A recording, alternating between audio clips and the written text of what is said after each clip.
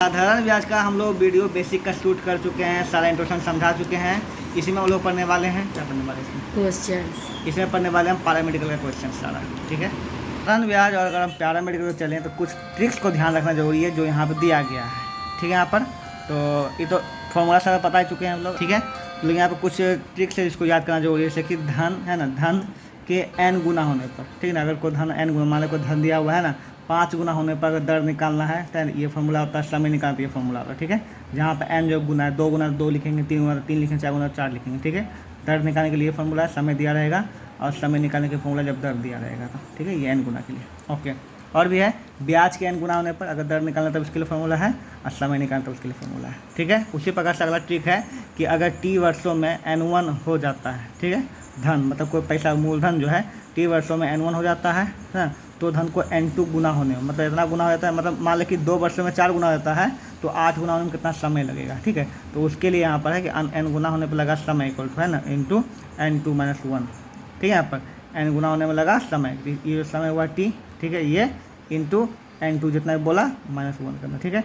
यहाँ पे जो समय देना 2 वर्ष का जितना भी गुना वो देना है, ये क्वेश्चन है क्या बताऊंगा, ठीक है।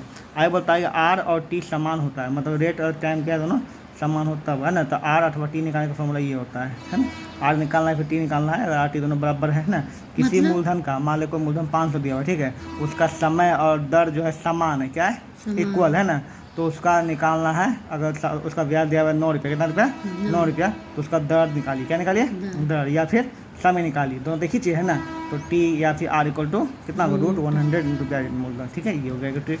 अगला क्वेश्चन है कि निश्चित ब्याज की दर से है ना, निश्चित साधारण ब्याज की दर से ब्याज का अंतर के कारण समय के अंतर के कारण हो, है मतलब कि देखो ब्याज का दर निश्चित हो, है ना, ब्याज का क्या दर निश्चित हो, है ना, और अंतर क्या हो, ब्याज का हो और समय का हो, ठीक है, तब मूलधन निकालना हो, ठीक है। तो मूलधन इक्वल टू ब्याज का अंतर व समय का अंतर, दर जो निश्चित हो यहाँ लिखाएगा, ठीक। अब देखो क्या बोलता है, ब्याज का अंतर है ना और दर का अंतर, इस बार दर का अंतर आ गया, दर तो निश्चित नहीं है ना, तो जब दर का अंतर आएगा दर नीचे आ जाएगा और ब्याज का अंतर नीचे हो जाएगा, जो निश्चित है समय नीचे, समय यहाँ पाएगा।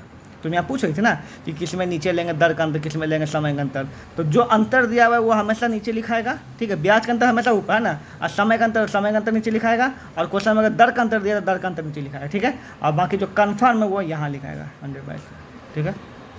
साधारण ब्याज की दर से कोई धन 4 वर्षों में 2 गुना हो जाता है, क्या होता है, 4 वर्ष में कितने वर्ष में 8 गुना हो जाएगा।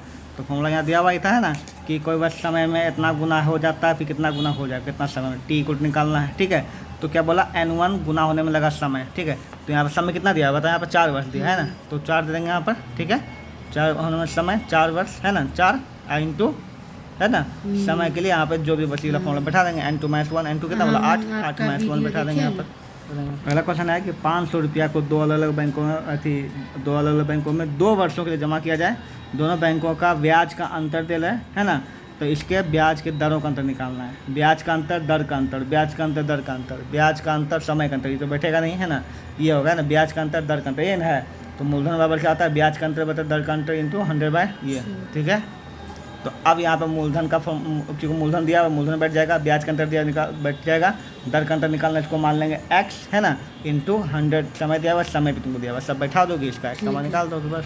किसी राशि का बोलता है, किसी राशि का साधारण ब्याज मूलधन का 1/9 है, किसी राशि का साधारण ब्याज मूलधन का 1/9 है, ठीक है।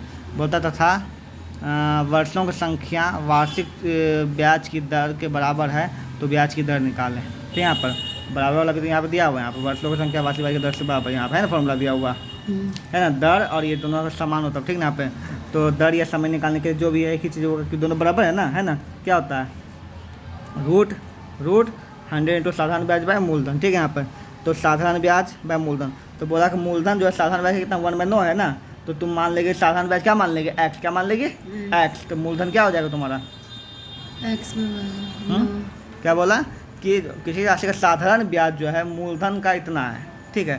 तो मूलधन को मान लेंगे x, साधारण ब्याज क्या हो जाएगा x इंटू 1/9 मतलब 9/x, ठीक है।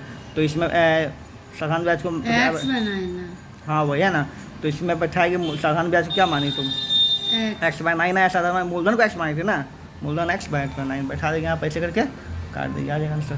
कितने समय में कोई धन 5% वार्षिक